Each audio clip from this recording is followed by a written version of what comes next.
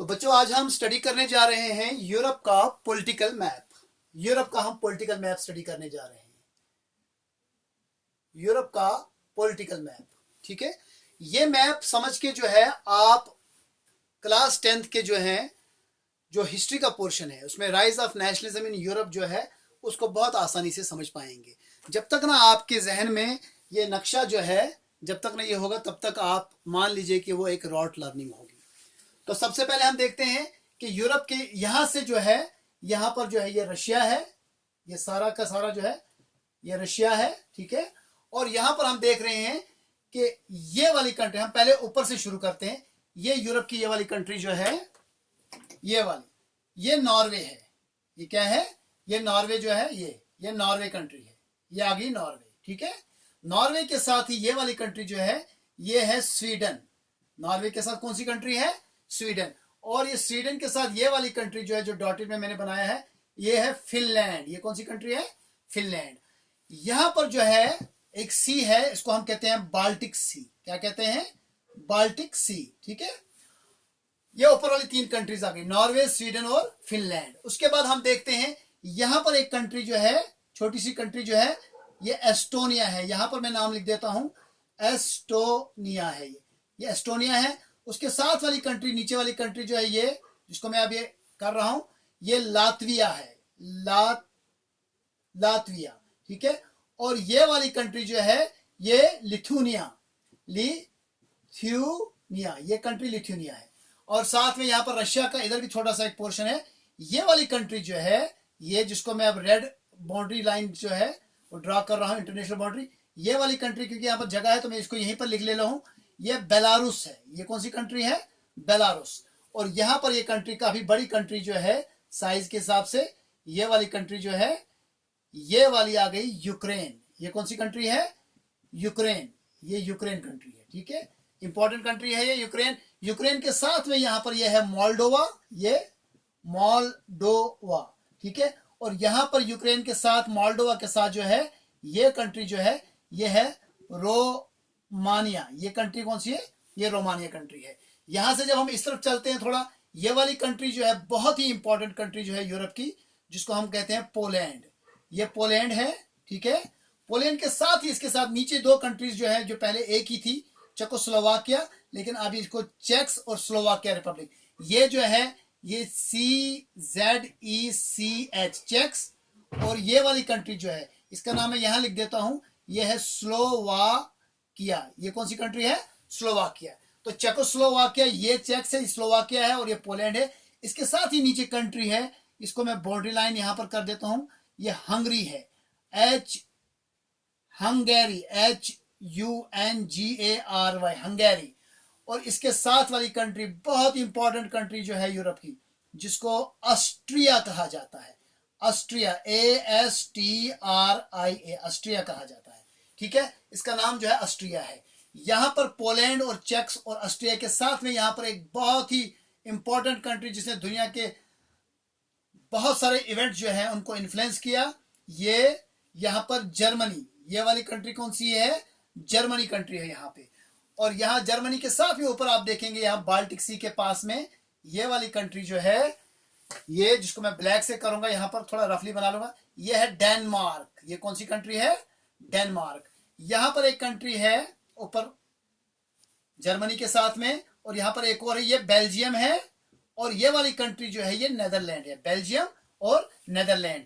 ये वाली कंट्री जो है ये बहुत इंपॉर्टेंट कंट्री जो है यूरोप की, जिसको हमने कहा फ्रांस, जहां का नेपोलियन था। और जर्मनी का कौन था? हिटलर था। इसके साथ यहां पर दुनिया की एक खूबसूरत कंट्री जो है बीच में छोटी सी कंट्री जो है जिसको आपने कहा स्विट्जरलैंड।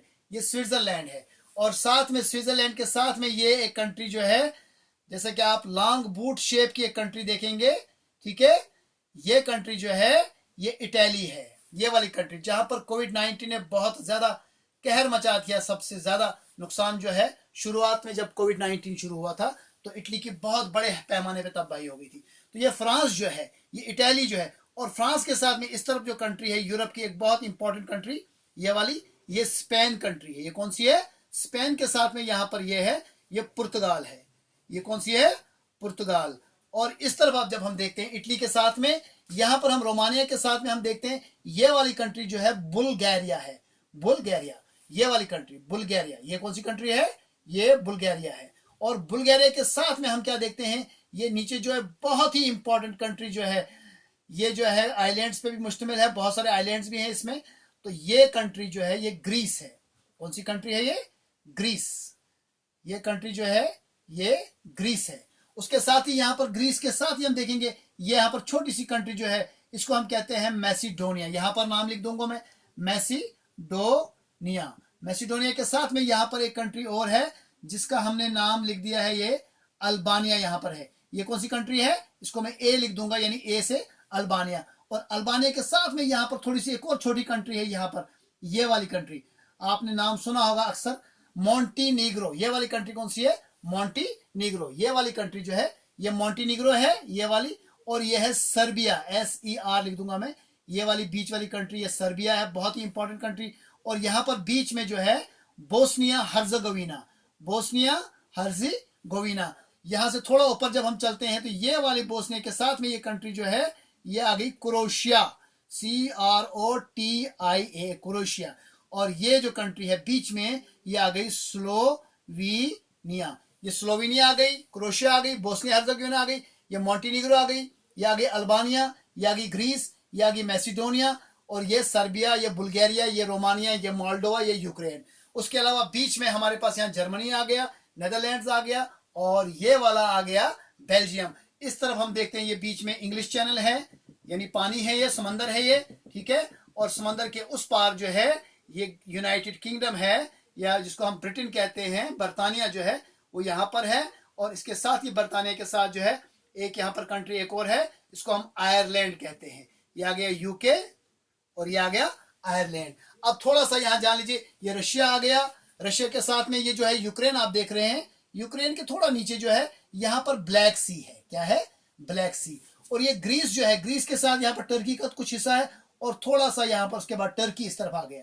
टर्की बहुत ही इंपॉर्टेंट कंट्री है, ठीक है, इस्लामिक वर्ल्ड की एक बहुत ही अहम और इंपॉर्टेंट कंट्री है यहाँ टर्की, ठीक है। ऑटोमन एम्पायर जो है जिसका सेंटर यहाँ से था, ठीक है, और उस ऑटोमन एम्पायर ने बहुत सारा जो यूरोपियन कंट्रीज उसके कब्जे में थी। ये ब्लैक सी है, यहाँ पर थोड़ी सी कुछ और कंट्रीज हैं, ठीक है, 2-4 कंट्रीज इसकी जो है जो रशिया से अलग हो गई थी। और यहाँ पर जो है कैस्पियन सी है इसकी तरफ।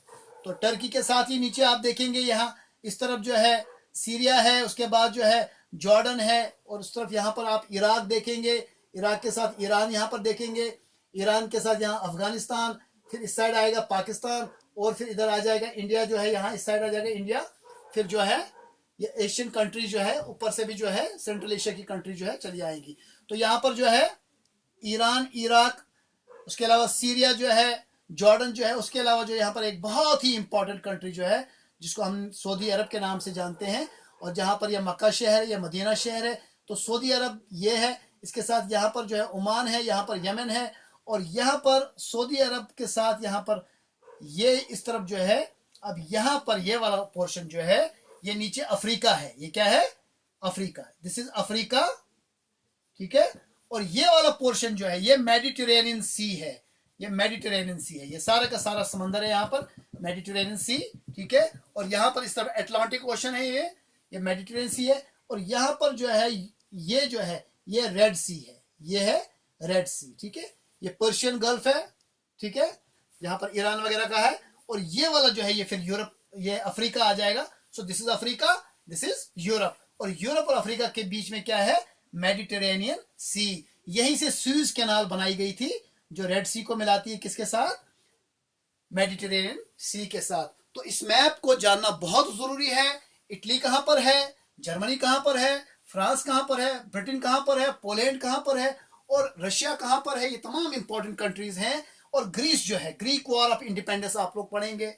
उसके अलावा इटली की यूनिफिकेशन कैसे हुई, जर्मनी की यूनिफिकेशन कैसे हुई, स्पेन में, फ्रांस में क्या था, नेपोलियन ने क्या किया, फ्रांस में जो फ्रेंच रेवोल्यूशन आ गया 1879 में, ठीक है, सॉरी 1789 में, उसके नतीजे में क्या हुआ, उसके बाद नेपोलियन आ गया। और नेपोलियन के साथ जो है रशिया, ये जो है यूरोप की बहुत सारी कंट्रीज ने जो है वॉर की। वो कहां पर की? वो यहां पर था, बेल्जियम का एक शहर है या बेल्जियम की एक जगह है जिसका नाम हम कहते हैं वाटरलू।